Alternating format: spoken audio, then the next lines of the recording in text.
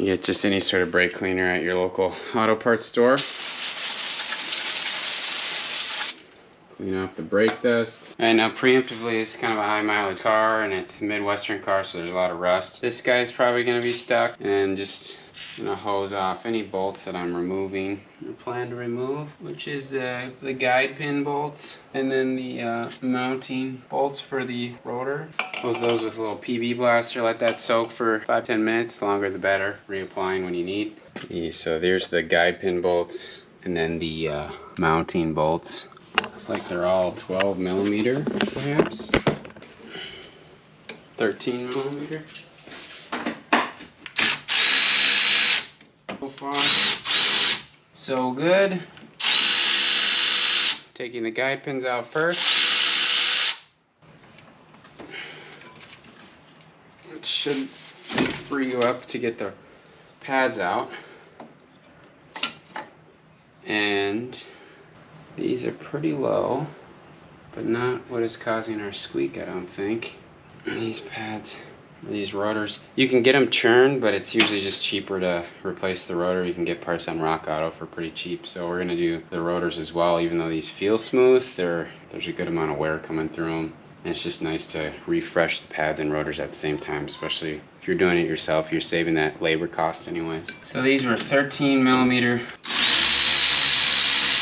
For the guide pins, we'll take those out because we're going to want to grease them. And we'll set the caliper up on the strut tower like that, or strut. So, really straightforward assembly.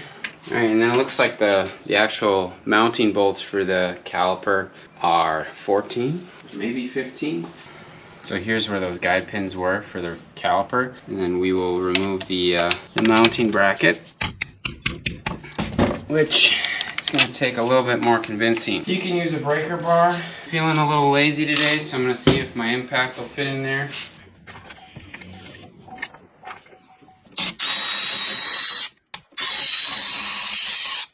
You have to get the mounting bracket off in order to get the rotor off.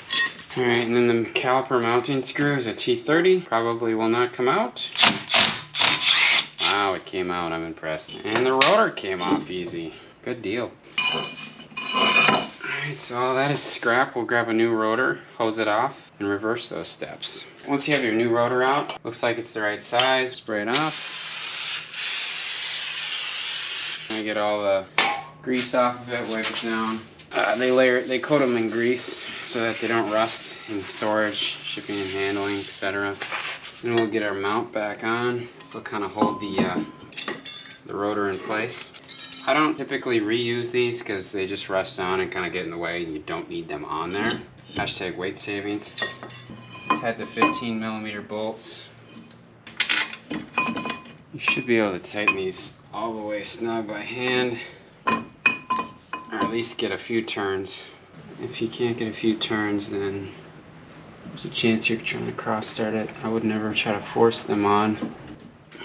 Alright, so I have that almost all the way snug. Now we're going to have to compress our piston here, which I forgot to get a tool. What you can do is use an old pad and a C-clamp, or you can go to your local auto parts store and rent a compression tool, free typically.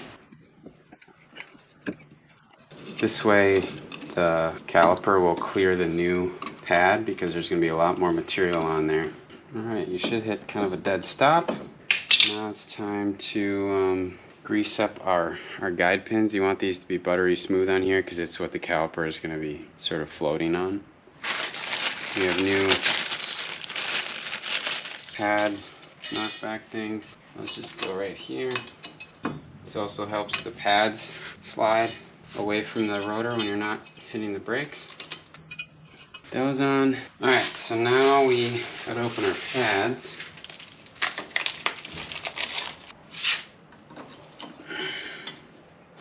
Alright, what you want to do is grease these little ears a little bit. Grease this. And drop our pads on. Or just grease this actually. Drop our pads in. There we go.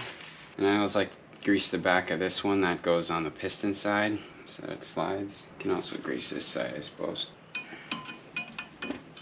Alright, so once you have your pads in, you've got grease here, you got grease on the ears. Our guide pins are 2-piece.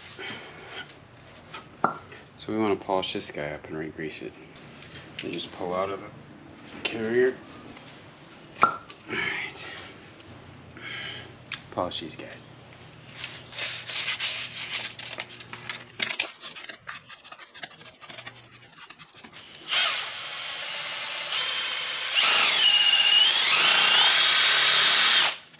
Alright, we'll grease that and then reassemble.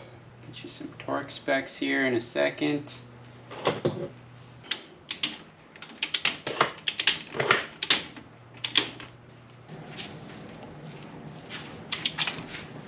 Pretty good, 120 on the mounting, 26 on the caliper brackets.